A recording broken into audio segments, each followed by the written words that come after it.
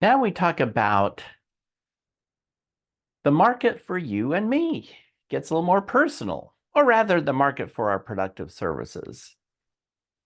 Um, the price of labor really is determined the same way as the price of any other good or service. Um, it's the interaction of supply and demand, the supply of labor and the demand for labor. So if you're in a field where the supply is very low and the demand is very high, you're going to have a very high salary. You're going to make a lot of money. If you're in a field where supply is high and demand is low, you're going to make very little. So it could be whatever, any combination in between. So it's that interaction of supply and demand again. Well, sometimes that results in a wage that is unacceptably low. So we've got this thing called the minimum wage. And some politicians in particular claim that the minimum wage has only benefits. There are no costs. But if the minimum wage is placed above the equilibrium wage,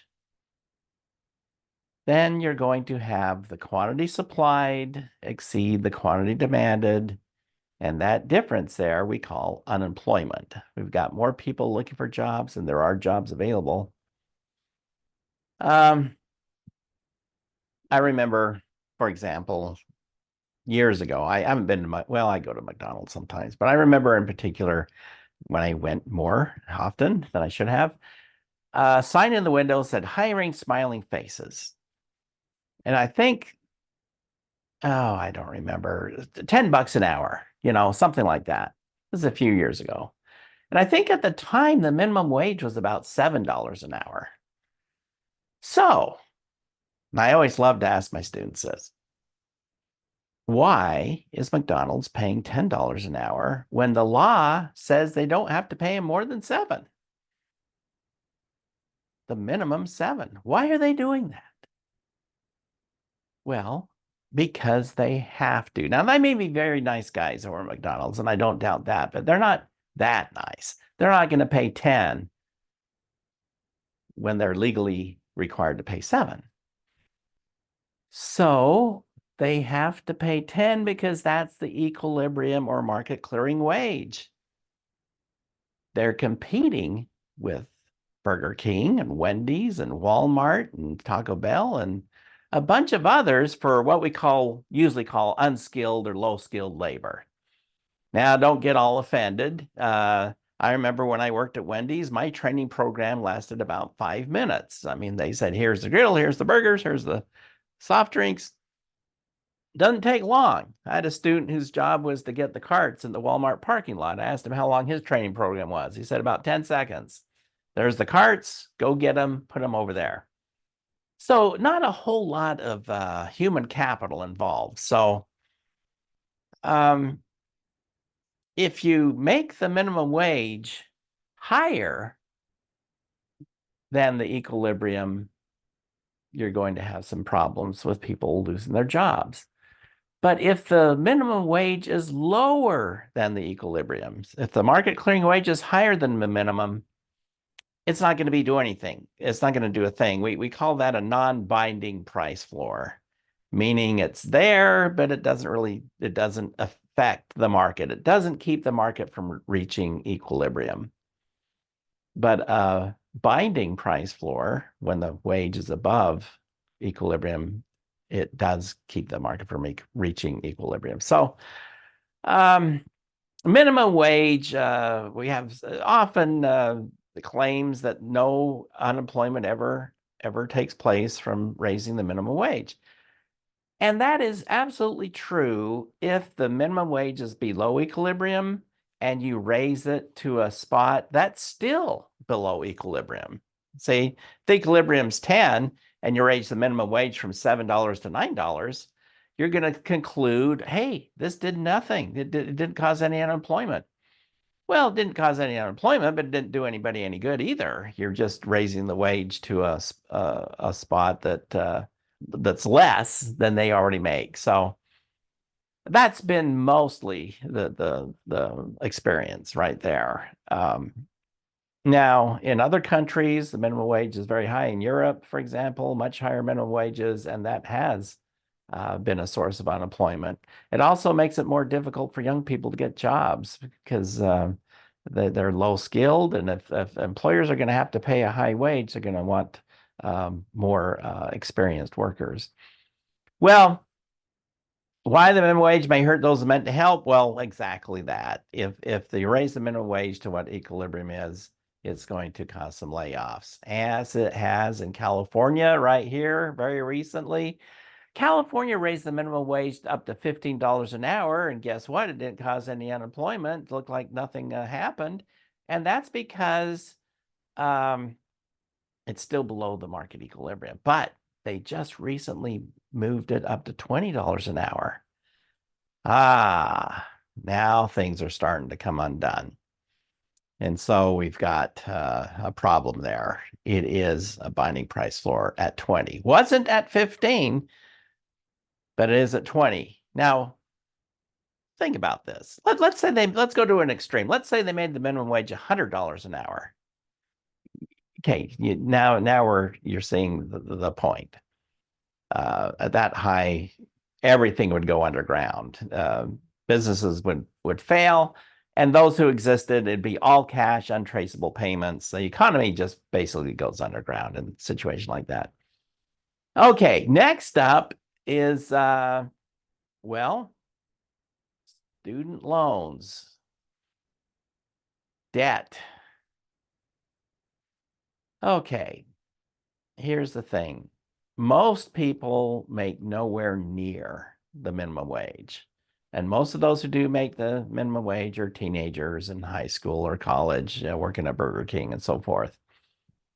The reason most people make way above the minimum wage is because human capital, which makes you more productive, commands a higher wage. And companies or employers in general competing for skilled labor drive up the wage. Okay, so the market wage for skilled workers is a lot higher than market wage for unskilled workers. So what will determine your standard of living really depends on what field you go in. Now, this is where economics starts to get rude, crude, and offensive again. But all majors are not created equal, okay, in terms of marketability, in terms of demand for that knowledge and skills that you learn in that major. So unless you're very wealthy and can afford to major in, well, let's say art. I don't want to pick on artists, but you know what? A lot of people like to do it. The supply is high. You get a lot of joy and pleasure out of creating art. And because the supply is of artists is high, it doesn't pay very much. It's hard to make a living. So that's just something if you're determined to do that, you're going to have to accept the pleasure and joy as part of your salary. Okay. You'll be poor, but you'll be happy because you're doing what you want. It's there's that trade-off there. So here you go to you might want to check this out, to go to the Georgetown University, and they talk about the economic value of various college majors. Now, a case that's very, very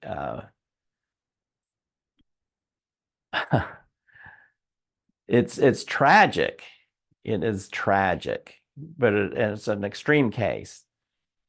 Is this here is about a guy who just recklessly borrowed money and figuring everything would work out. Borrowed a couple of $100,000, added like $50,000 of credit card debt on top of that to be a professor in a field that has no market outside academia. And I'm not sure how strong the market is inside academia, American studies.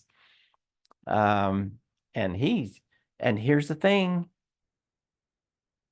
you cannot declare bankruptcy, or well, you can, but if you declare bankruptcy, you still have to pay your student loans. And the reason for that is if students could just borrow a bunch of money and go to college and get their degree and start a good career and then say, oops, I can't pay my student loans, I'm going to declare bankruptcy. If that could happen, there would be no student loan market. True, they're backed by the government, and government makes this the reason there's a market at all is because the government backs these loans. But nobody's standing in line to lend students money. Okay, students don't have any collateral. They default, there would be no market. If you think back to the chapter on the financial system, and that supply curve of funds disappears. And so there's a market because they're backed, but the only reason they're backed is because you can't discharge them in bankruptcy. Cruel, you may think, but there would not be a market at all if you could. The funds dry up. Well, anyway, tragic case. Be careful out there. Be very careful. A lot of students don't know that different majors have different economic value. And some have even told me they're really surprised that they just thought a college degree is a college degree. No, it's not. It depends in a large degree what you major in.